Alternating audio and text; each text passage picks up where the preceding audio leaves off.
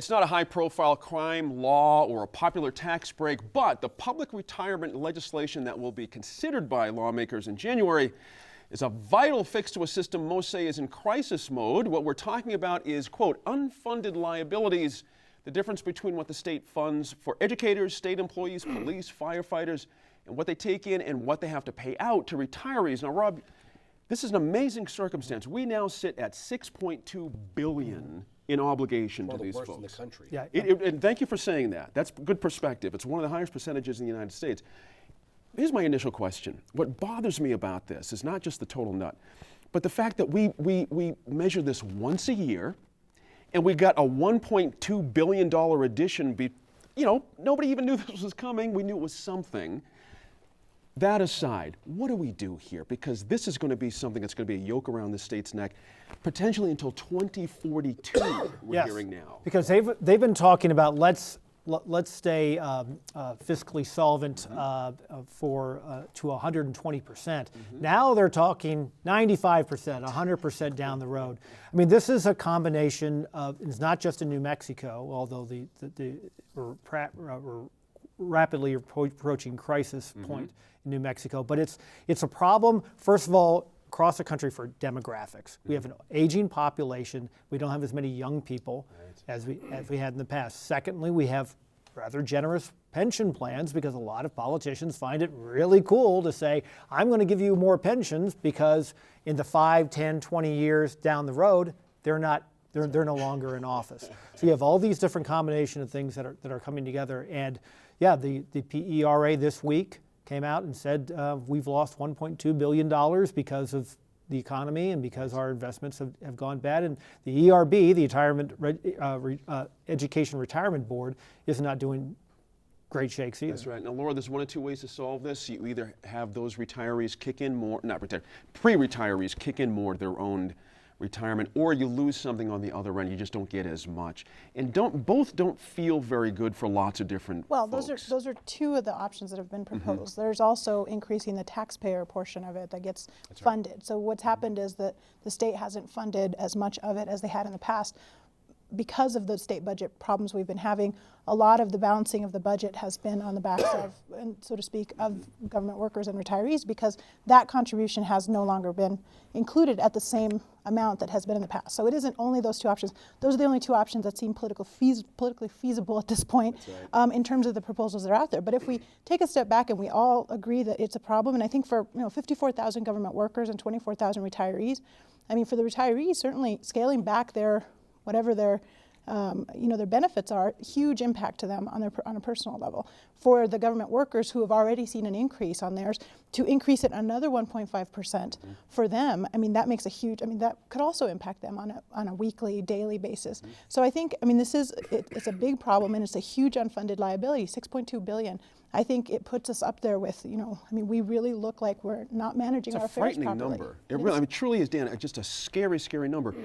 Let's get to the fix part. The legislature has had to wrestle with this before, but are we at a point now where everyone can agree, okay, it's time to stop playing games with this. We need to figure this out. The time to stop playing games was 10, 15 years ago. This was coming up 10 or 15 years ago when fixes could have been things like the double dipping, could have been things like letting people retire at age 42 and go back to work and not, collect, because people are not understanding. The problem is when Gene goes to work, he's paying into that. When Gene retires, he's taking out. The idea is when Gene retires, Dan goes to work in Gene's job and I pay in. We're not doing that in New Mexico. We had such a generous retirement package at such an early age that Gene would retire, sit out a year, then Gene takes his job back, so Gene's taking money out of retirement and none of that money's going back in. We had the ability before it was hundreds of millions to fix this.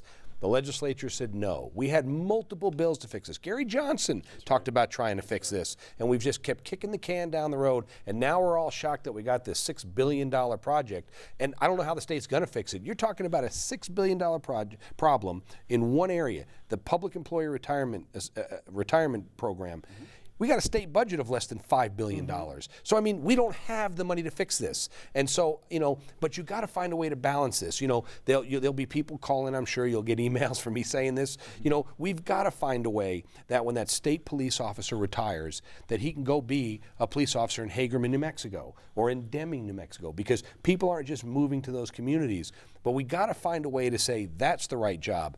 Retiring from the state police to sit out a year, or retiring as a state highway worker to come back as a contractor or fill in that same job a year later, that's what we got to figure out how to fix. And that's not necessarily the politically feasible way to do it. I think there's a lot of that happening. And I think what worries me about just looking at the system the way it is and state government employment in general is you see a lot of, in order to recruit new people to come in, people who are not near retirement but are, inclined to perhaps take a job where you have good benefits and could expect retirement after a certain amount of years, their math now looks very different than for people who've been in for a long time. For them, for people who've been in quite a long time, 20, 25 years, they can retire after 25 years. For people just coming in 30 years, and then for them, it's still not even clear whether they're going to have the same kind of benefits. I'm glad Laura made that point because it's going to be a very different universe for folks being hired at some point after the session, maybe the session afterwards when we finally figure this out.